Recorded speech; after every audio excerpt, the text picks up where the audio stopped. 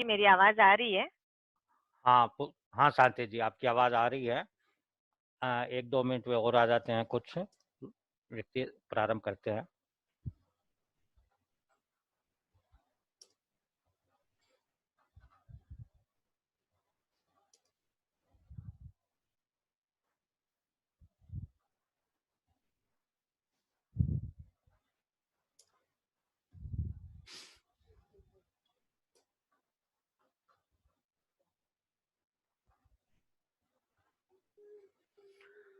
आराध्य के श्री चरणों में वंदन। आज की नियत के क्लास शांति जी बांटिया ले रही है, तो अब मैं उनसे निवेदन करूंगा कि वे प्रशिक्षण कक्षा का प्रारंभ करें। शांति जी।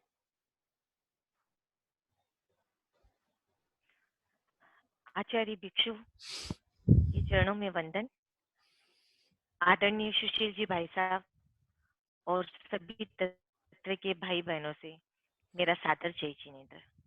जैसा कि पिछली नियंत्रण की क्लास में हमने 11 द्वारों के बारे में जाना था, आज हम 12वें द्वार काल द्वार से अपनी स्टडी स्टार्ट करते हैं। काल द्वार में आप सभी को पता है कि अवसर्पिणी और उत्सर्पिणी के बारे में बताया गया है। तो एक एक लाइन में मैं आपको सबसे पहले अवसर्पिणी और उत्सर्पिणी के बारे में बताना चाहूंगी। जिस काल में जीवों के आयुष्य, बल, शरीर आदि में उत्तरोत्तर कमी होती है, उसे हम अवसर्पिणी काल कहते हैं। और जिस काल में आयुष्य, बल, शरीर आदि में उत्तरोत्तर वृद्धि होती हो, उसे उत्सर्पिणी काल कहते हैं। दोनों ही काल में 10-10 करते हैं और 6-6 आरे होते हैं। दोनों काल मिलाकर के टोटल इसमें 12 आरे हैं। एक और बात कि ये दोनों ही काल 5 भरत और 5 ऐरावत इन 10 में पाए जाते हैं। उसके बाद ये भी जानना एक जरूरी बात है कि जिस काल में भावों आदि की न तो हानि होती है और ना ही वृद्धि होती है, यानी जहाँ काल सदा एक जैसा रहता है, उसे हम नो अवसर्पिणी और नो उत्सर्पिणी काल कहते हैं। अब आते हैं काल द्वार के ऊपर। काल द्वार में सिर्फ 4 बातें आपको याद रखनी है, 4 बातें जाननी है। अगर आप 4 बातें जान जाएंगे तो आपका पूरा काल द्वार हो जाएगा। सबसे पहले तो मैं ये बता दूं कि जैसा पुलाव का द्वार है, वैसा ही ठीक निर्ग्रंथ और स्नातक का है, और जैसा बकुश का है, वैसा ही प्रतिसेवना और कषाय कुशील का है। तो अगर हम पुलाक और बकुश ये 2 द्वारों के बारे में अच्छे से जान लेते हैं, तो फिर हमें आगे के आगे के जो निर्ग्रंथ है वो स्वतः ही समझ में आ जाएंगे। तो सबसे पहले है पुलाक। पुलाक में जैसे पहला जैसे पॉइंट मैं ये बोलना चाहूंगी कि पुलाक, निर्ग्रंथ और स्नातक, इन तीनों में अवसर्पिणी में जन्म की अपेक्षा ये तीसरे और चौथे आरे में पुलाक पाए जाते हैं। मतलब पुलाक, निर्ग्रंथ और स्नातक ये अवसर्पिणी काल की अपेक्षा, जन्म की अपेक्षा तीसरे और चौथे आरे में पाए जाते हैं, और विद्यमानता की अपेक्षा तीसरा, चौथा और पांचवा आरा। ये कैसे होता है मैं आपको बताती हूँ। दूसरा पॉइंट है कि बकुश, प्रतिसेवना और कषाय कुशील ये तीनों जन्म और विद्यमानता की अपेक्षा तीसरे, चौथे और पांचवें आरे में होते हैं। और तीसरा पॉइंट है कि उत्सर्पिणी काल की अपेक्षा छओं के छओं नियंठे हैं, वो जन्म की अपेक्षा दूसरे, तीसरे और चौथे आरे में रहते हैं, और विद्यमानता की अपेक्षा तीसरे और चौथे आरे में रहते हैं। और सारे के सारे नियंठे महाविद्य क्षेत्र में होते हैं। आप ये अपनी बुक में एक करेक्शन कर ले, साध्वी श्री जी ने करवाया था कि जैसे खाली पुलाक में ही लिखा हुआ है ना नीचे में महाविद्य क्षेत्र, वैसे सारे के सारे में महाविद्य क्षेत्र कर लेवे, क्योंकि साध्वी श्री जी ने ये करेक्शन करवाया हुआ है। तो बहुत सारे लोगों ने अगर करेक्शन नहीं किया है तो अपनी बुक्स में ये करेक्शन कर लें। अब मैं ये बताना चाहूंगी कि पुलाक है वो किस प्रकार अवसर्पिणी और उत्सर्पिणी में होता है। ठीक है, अब देखिए मेरे पास में ये 6 मैंने नियंठा बनाए हैं। ये पहला पुलाक है, दूसरा बकुश है, तीसरा प्रतिसेवना है, चौथा कषाय कुशील है, पांचवा निर्गंथ है और छठा स्नातक है। उससे पहले मैं आपको अवसर्पिणी और उत्सर्पिणी काल में कहाँ कहाँ पे तीर्थंकर होते हैं वो दिखाना चाहूंगी। अगर आपको दिखाई देता हो तो, और नहीं तो बाद में सुशील जी भाई साहब है वो आपको व्हाट्सएप के अंदर भेज देंगे। सबसे पहले आप ये देखें, अगर आपको दिखाई दे रहा हो, क्या सुशील जी भाई साहब क्या दिखाई दे रहा है? क्या दिखाई हाँ, दे रहा है? दिखाई तो दे रहा है लेकिन अक्षर बहुत छोटे हैं तो जूम करके बड़ा करना पड़ेगा। अच्छा अच्छा, तो ठीक है, कोई बात नहीं, ठीक मैं है, इसे समझाना लेकिन वो पहले समझाने की वो जो कोशिश बोर्ड करती दिख हूँ। रहे थे, पोस्टर दिख रहे थे, वो अच्छे तरह से दिखाई दे रहे थे।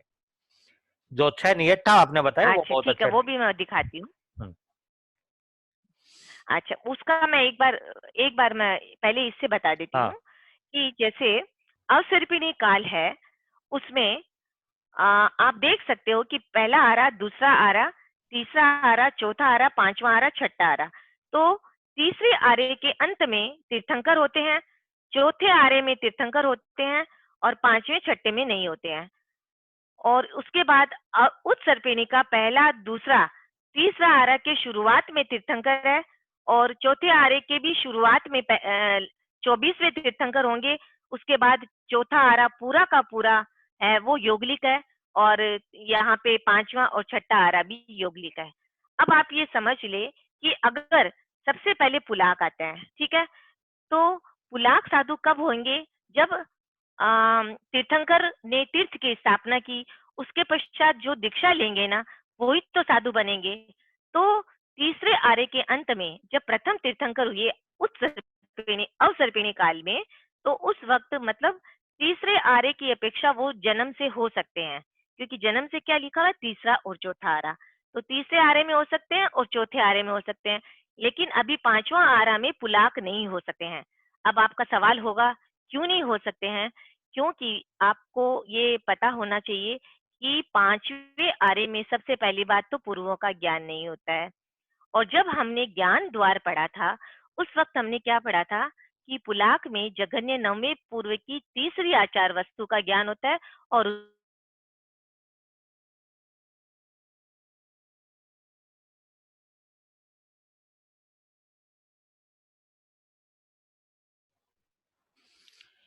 पुलाक नहीं हो सकते। होप आपको समझ में आया होगा मेरी मेरी ये बात। उसके बाद आता है कि अम, उत्सर्पिणी काल में जन्म की अपेक्षा दूसरा, तीसरा, चौथा आरा, नहीं सॉरी, ये अवसर्पिणी काल में विद्यमानता की अपेक्षा तीसरा, चौथा, पांचवा आरा। अब सपोज अवसर्पिणी काल ग्रहण किया है, वो पांचवें आरे में भी शुरुआत में रहेंगे, इसीलिए विद्यमानता की अपेक्षा तीसरा, चौथा और पांचवा आरा लिया गया है।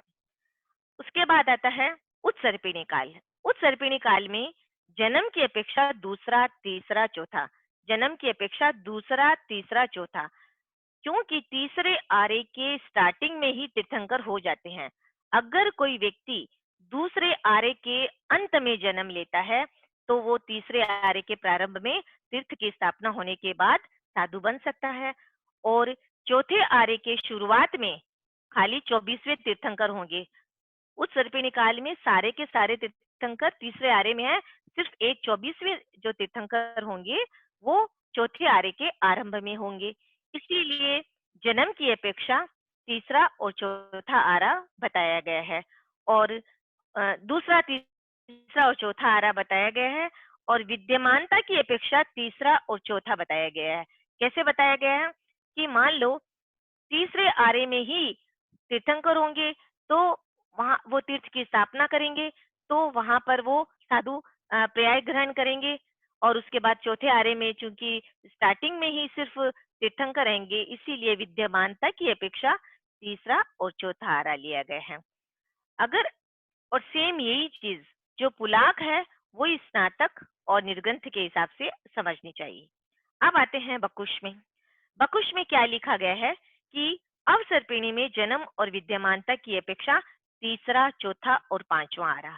तीसरे चौथे में, तीसरे आरे में चूंकि प्रथम तीर्थंकर है उस हिसाब से, चौथा आरा में तो पूरा तीर्थंकर है ही है तो उस हिसाब से हुआ, और चौथे आरे में जिन्होंने अंत में साधुत्व ग्रहण किया वो पांचवें आरे में भी आ सकते हैं। इसीलिए उस हिसाब से जन्म की अपेक्षा और विद्यमानता की अपेक्षा तीसरा, चौथा और पांचवा आरा लिया गया है। अब आता है उत्सर्पिणी काल।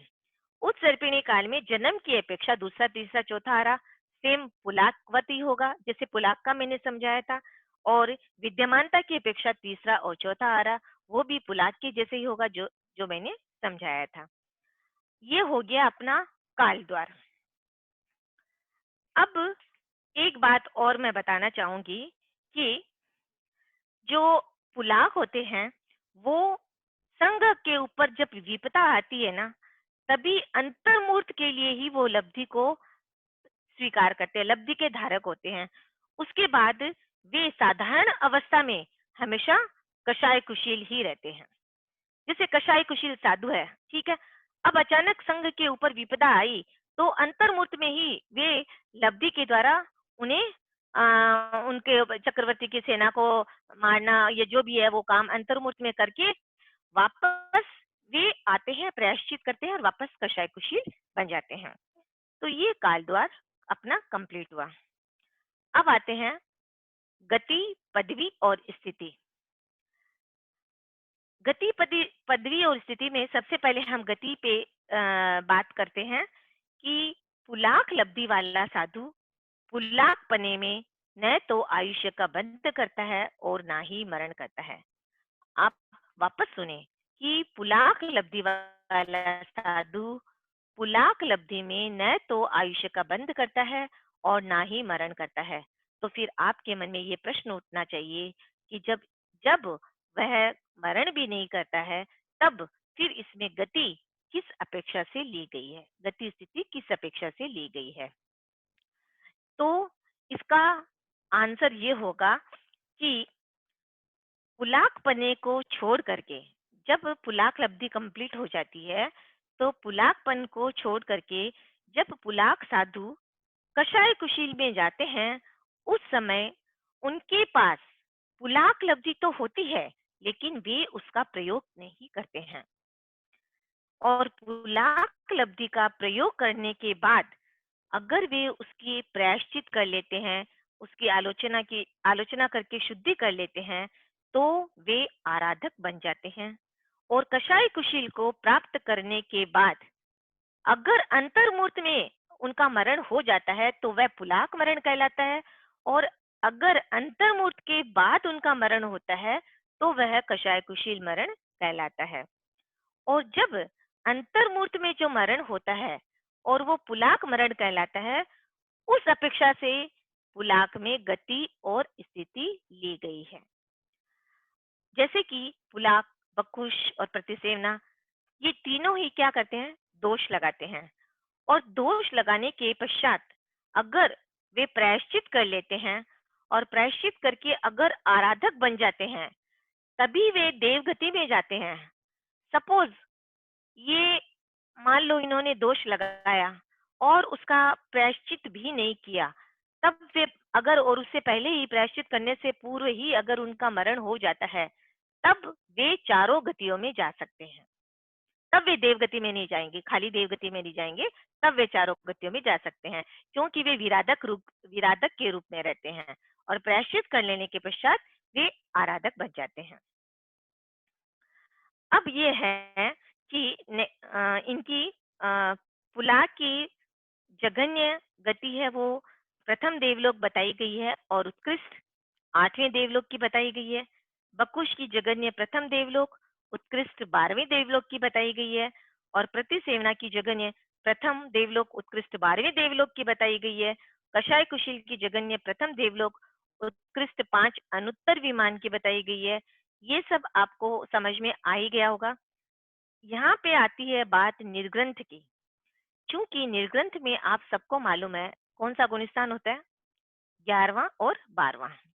अगर क्षपक श्रेणी से साधु जाता है तो निश्चित रूप से 12वें गुणस्थान में जाएगा और आगे जाकर के वो मोक्ष की प्राप्ति उसको हो जाएगी। यहाँ अपने बात करते हैं कि जो साधु उपशम श्रेणी से जाता है और 11वें गुणस्थान के अंदर आता है, तो 11वें गुणस्थान के बाद ऊपर जाने का तो रास्ता उसका बंद ही है। ठीक है, अब वो 11वें गुणस्थान से कैसे बाहर निकलेगा? उसके पास दो रास्ते हैं, या तो वो नीचे के गुणस्थानों में आए या फिर मर करके अनुत्तर विमान में जाए। लेकिन यहाँ पर एक बात ध्यान देने योग्य है, बुक में जैसे यही लिखा गया है कि मरकर अनुत्तर विमान में जाते हैं, लेकिन मैं एक आपको एक थोड़ी सी विशेष बात बताना चाहूंगी कि 11वें गुणस्थान में अपने इससे पहले संगनन द्वार पढ़े थे, उसमें 6 संगनन अपने पढ़े हैं कि 6 प्रकार के संगनन होते हैं। तो 11वें गुणस्थान में अंतिम 3 संगनन ही पाए जाते हैं। कौन कौन से हैं वो? नाराज, ऋषभ नाराज और वज्र ऋषभ नाराज। ये 3 संगनन ही 11वें गुणस्थान में है। आप ध्यान से सुनना कि जिस जीव के वज्र ऋषभ नाराज होगा, जो 11वें गुणस्थान वाला जीव जिसके वज्र ऋषभ नाराज होगा, वो ही जीव मर करके अनुत्तर विमान में जाएगा। अगर उस जीव के नाराज या ऋषभ नाराज होगा तो वह जीव कभी भी मरण नहीं करेगा, वो नीचे के गुणस्थान में निश्चय ही आएगा, वो कभी मर करके अनुत्तर विमान में नहीं जाएगा। अब आता है स्नातक। स्नातक की गति मोक्ष बताई गई है, ये सबको पता है कि भाई स्नातक 13वें 14वें गुणस्थान वाले हैं तो मोक्ष होनी है। अब अपने चलते हैं पदवी की तरफ। 5 प्रकार की पदवियां होती है, इंद्र, सामानिक, लोकपाल, त्रायंस्त्रिशक और अहमेंद्र।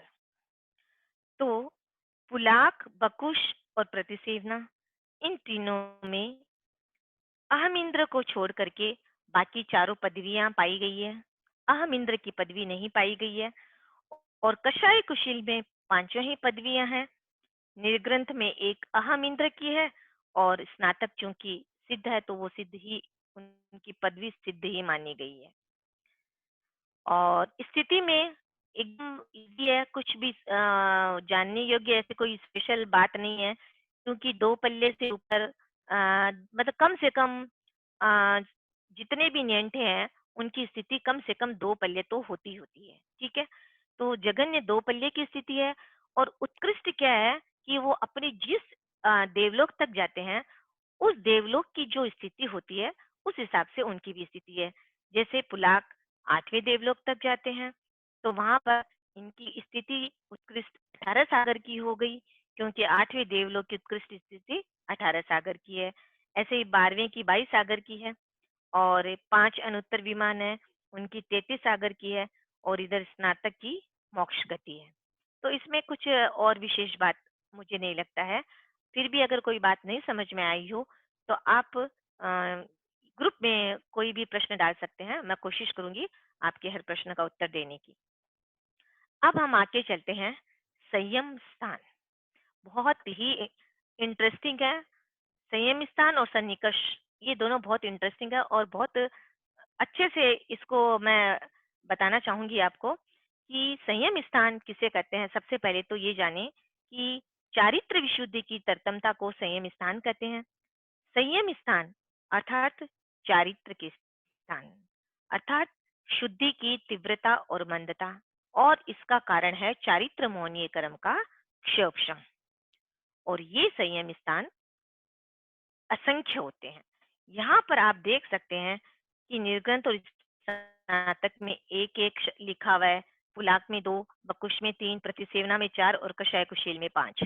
ये अलग अलग दिया गया है, जो नंबर्स दिए गए इसका मतलब क्या हुआ? इसका मतलब ये है कि जो चारित्र की जो तरतमता है, चारित्र विशुद्धि की जो तरतमता है, इसमें बिल्कुल भी नहीं है। निर्ग्रंथ और स्नातक इनमें चारित्र विशुद्धि की तत्मता एकदम भी नहीं है। इनके चारित्र प्रत्यय है वो बिल्कुल समान है और तत्मता नहीं है। क्यों नहीं है? क्योंकि इन गुण स्थानों में चारित्र मौन्य कर्म का उदय होता ही नहीं है, इसीलिए उन दोनों का स्थान एक एक दिया गया है। अब है कि इससे असंख्यात ज्यादा पुलाक के संयम प्रयय में तरतमता होती है, इसीलिए उसको 2 नंबर दिया गया है। उससे ज्यादा बकुश में होती है, इसीलिए उसमें 3 नंबर दिया गया है। उससे अनंत असंख्यात गुणा अधिक प्रतिसेवना में होता है, और उससे असंख्यात गुणा अधिक कषायशील में होता है। अब जब मैंने पढ़ा था तो मेरे पढ़ते पढ़ते दिमाग में एक प्रश्न आया था कि जब पुलाक, बकुश और प्रतिसेवना तीनों ही दोष लगाते हैं, और कषाय कुशील तो बेचारे दोष लगाते नहीं हैं, फिर भी उनको 5वें नंबर में क्यों रखा गया? उनको तो इन तीनों के ऊपर होना चाहिए।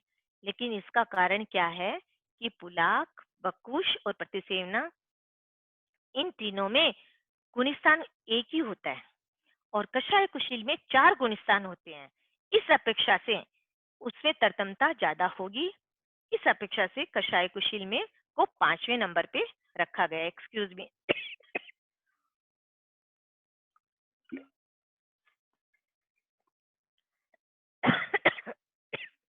सॉरी। अब आते हैं अपने सन्निकर्ष द्वार पे। सन्निकर्ष का अर्थ क्या है? चारित्र के परियों को सन्निकर्ष कहा गया है।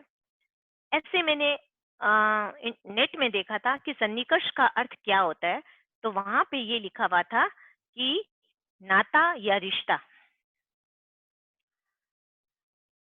The host is asked you to start your video. क्या हुआ सुशील जी?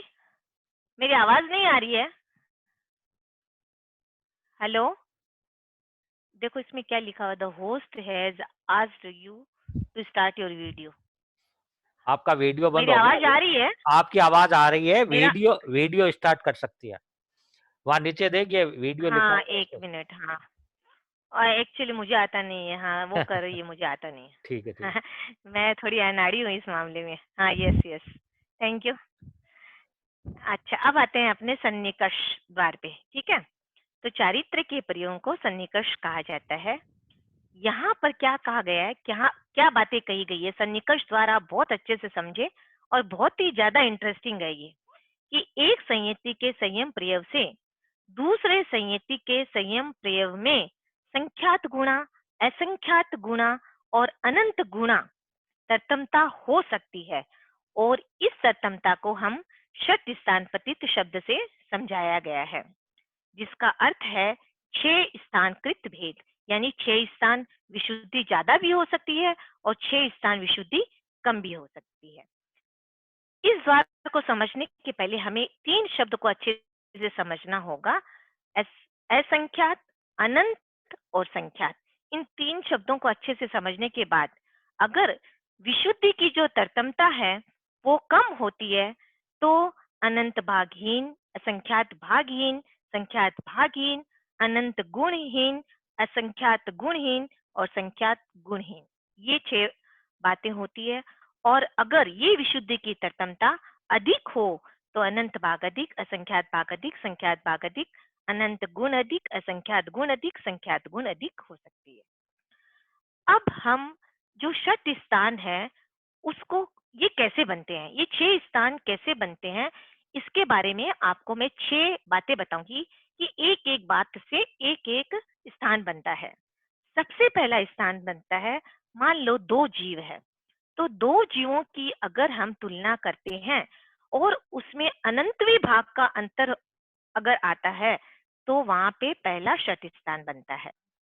अगर उनमें असंख्यातवें भाग का अंतर आता है तो वहां दूसरा अंतर पड़ता है, और अगर वहां संख्यातवें भाग का अंतर आता है तो तीसरा षट स्थान बनता है, और अगर संख्यात गुणा अंतर आता है तो चौथा षट स्थान बनता है, और असंख्यात गुणे का अंतर आता है तो पांचवा षट स्थान बनता है, और अनंत गुणे का अंतर आता है तो वहां छठा षट स्थान बनता है। ये 6 मिलकर के षट स्थान कहलाते हैं, और इनमें होने वाली हानि और वृद्धि को हम षट स्थान पतित कहते हैं। ये तो सिर्फ अभी जो मैं बता रही हूँ आपको, अल्प बहुत का एक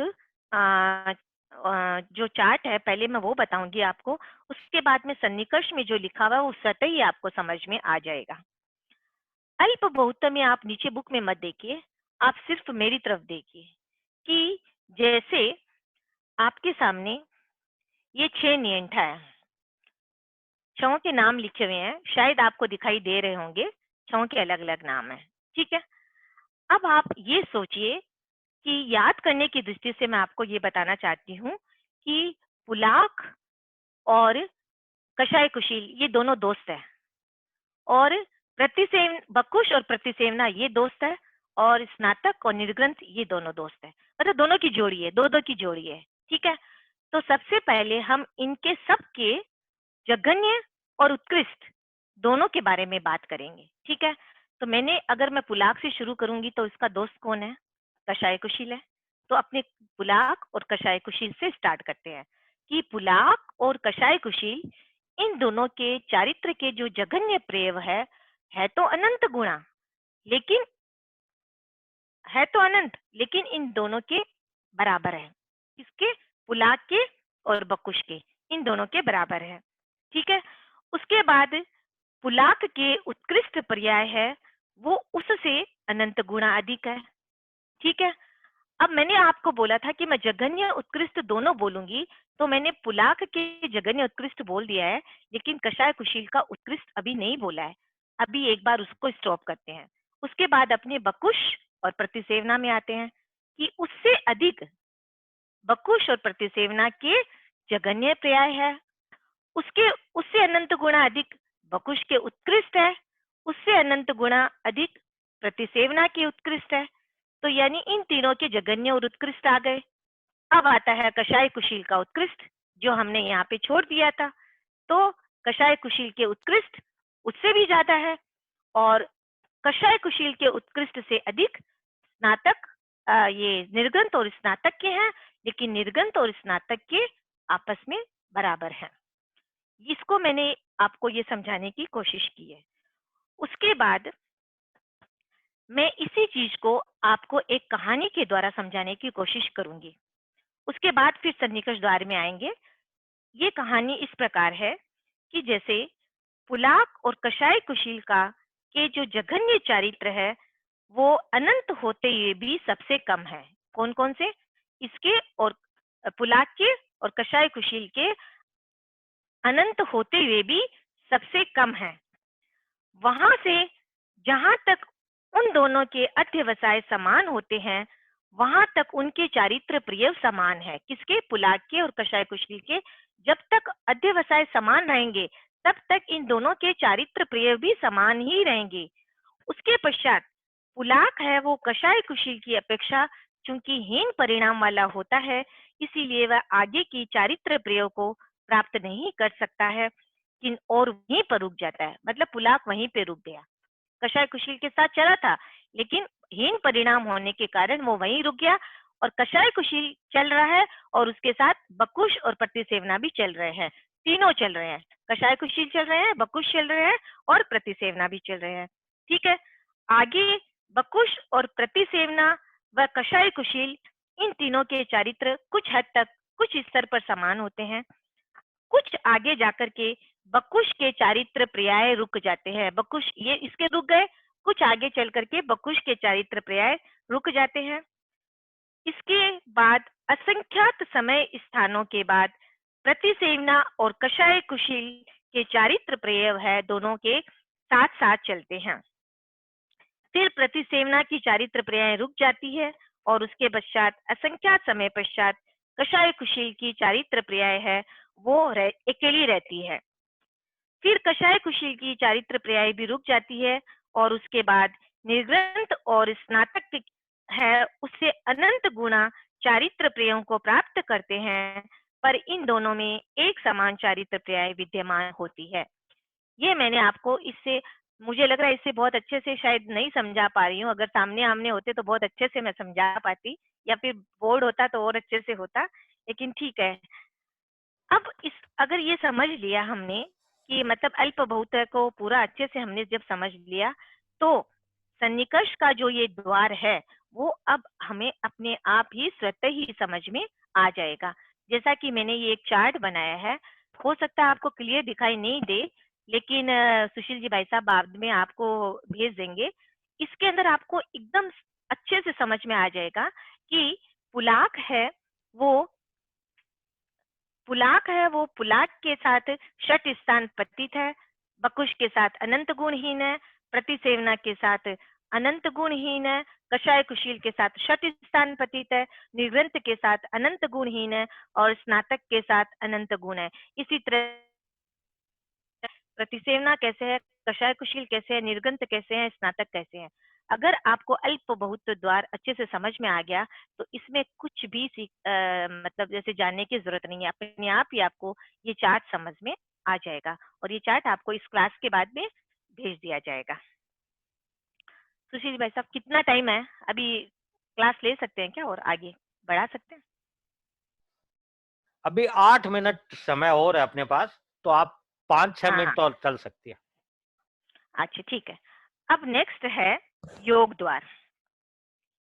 योग द्वार, जैसा कि आप सबको पता ही है कि योग द्वार कितने हैं, योग कितने होते हैं? 3 होते हैं, मन, वचन और काय के। ठीक है, इसमें योग द्वार में से ज्यादा कुछ जानने की जरूरत नहीं है, क्योंकि पुलाक, बकुश, प्रतिसेवना, कषाय कुशी, निर्ग्रंथ और स्नातक, ऐसे तो इन सबके अंदर तीनों योग पाए जाते हैं। सिर्फ एक स्नातक है, वो 14 गुण स्थान की अपेक्षा अयोगी बताया गया है और ऐसा कुछ इसमें और अधिक जानने की जरूरत नहीं है। अब आते हैं अपने उपयोग द्वार के ऊपर।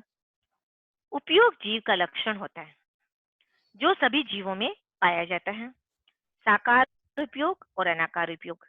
साकार उपयोग होता है ज्ञानापयोग, यानी कि विशेष उपयोग, और अनाकार उपयोग हो गया दर्शनोपयोग यानी सामान्य उपयोग। प्रज्ञापना के 13वें व 18वें पद में मैंने ये पढ़ा है, प्रज्ञापना पढ़ी है मैंने अभी, तो प्रज्ञापना के 13वें और 18वें पद में छद्मस्थ जीवों का उपयोग अंतर्मूर्त बताया गया है और केवली का उपयोग एक एक समय में परिवर्तित होता है, ऐसा बताया गया है। मतलब एक समय से ज्यादा नहीं होता, उस परिवर्तित हो जाता है, जबकि छद्मस्थ जीवों का अंतर्मूर्त से अधिक नहीं हो पाता, उसके बाद साकार व अनाकार, अनाकार साकार में परिवर्तित हो जाता है। तो इसके अंदर ऐसा कुछ नहीं है, 5 नियंठा के अंदर दोनों उपयोग पाए जाते हैं। अब नेक्स्ट आता है कषाय द्वार। कषाय द्वार के अंदर अपने ये पढ़ेंगे कि कितने कषाय हैं? टोटल 6 कषाय, सॉरी 4 कषाय हैं। और पुलाक, बकुश और प्रतिसेवना, इन तीनों के अंदर तो चारों कषाय है ही है, क्रोध, मान, माया, लोभ चारों हैं। और कषाय कुशील के अंदर क्या है, यहाँ पे जो दिया गया है ना कि 4, 3, 2 और 1, वो किस अपेक्षा से है वो मैं आपको बताना चाहूंगी कि एक सेकेंड, कहाँ चला गया? हाँ, वो इस हिसाब से है कि पहले 4 कषाय है, पहले एक कषाय का यानी क्रोध, मान, माया, इन तीनों का एक एक करके उपशम होता है या क्षय होता है। उसके बाद क्या होता है, एक रह जाता है लोभ कषाय। यहाँ मैं आपको अपने ये पढ़े होंगे ना 10वें गुणस्थान में सूक्ष्म लोभ होता है, तो लोभ भी 2 तरह का हुआ ना, एक बादर और एक सूक्ष्म। तो 9वें गुणस्थान में बादर लोभ कषाय होता है और 10वें गुणस्थान के अंदर सूक्ष्म लोभ कषाय होता है। और बाकी निर्ग्रंथ तो अकषाय है ही है, उपशांत या क्षीण, यानी कि उपशम श्रेणी की अपेक्षा उपशांत कषाय और शपक श्रेणी की अपेक्षा क्षीण कषाय। और स्नातक में सिर्फ क्षीण कषाय 13वां 14 गुणस्थान है, तो कषाय है ही नहीं, तो क्षीण कषाय। एक और द्वार ले लूं, लिशा द्वार ले लें? ले लीजिए, लेशिया द्वार ले ठीक है, लीजिए। हाँ। तो अब आता है 19वां द्वार है लेशा द्वार। सबको पता है लेशा कितनी होती है? 6 लेशा होती है। पुलाक है, उसमें पुलाक में, बकुश में, प्रतिसेवना में, तीनों में पता है दोष लगाते हैं वो, फिर भी शुभ लेशा ली गई है। ये प्रश्न उठता है कि इतने दोष लगाते हैं फिर शुभ लेशा कैसे? क्योंकि देखो दोष लगाने के बाद है ना, ये क्या कर लेते हैं, प्रायश्चित कर लेते हैं उसकी तुरंत। प्रायश्चित करने के कारण इनमें 3 शुभ लेशा ली गई है। और कषाय कुशील है, उनमें 6 की 6 लेशा ली गई है। निर्ग्रंथ में 1 शुक्ल लेशा ली गई है और स्नातक में परम शुक्ल लेशा ली गई है और 14 गुण स्थान की अपेक्षा अलेशी है। अब कभी कभी ये प्रश्न उठता है कि शुक्ल लेशा और परम शुक्ल लेशा में क्या अंतर होता है? ये अंतर होता है कि परम शुक्ल लिशा वाले कभी भी नीचे नहीं गिरते हैं, मतलब नीचे नहीं आती है। परम शुक्ल लिशा एक बार आएगी तो नीचे नहीं आएगी, लेकिन शुक्ल लिशा परिवर्तित भी हो सकती है, नीचे भी आ सकती है। तो बस यही फर्क है शुक्ल लिशा और परम शुक्ल लिशा में। आशा है आपको 19 19 के 19 बार अच्छे से समझ में आ गए होंगे। कोई भी जिज्ञासा हो तो प्लीज आप बस ग्रुप में भेज दें। सुशील जी भाई साहब या कोई भी जैसे ज्ञानी जन है उसका समाधान जरूर देंगे। ओम आराम। ओमरम, शांति जी की संभवतः शायद तीसरी क्लास होगी, और मैं पहली क्लास और आज की क्लास का जो अंतर देख रहा हूं, आप सब बड़े प्रसन्न होंगे कि आज की क्लास में जो पाया वह अद्भुत था।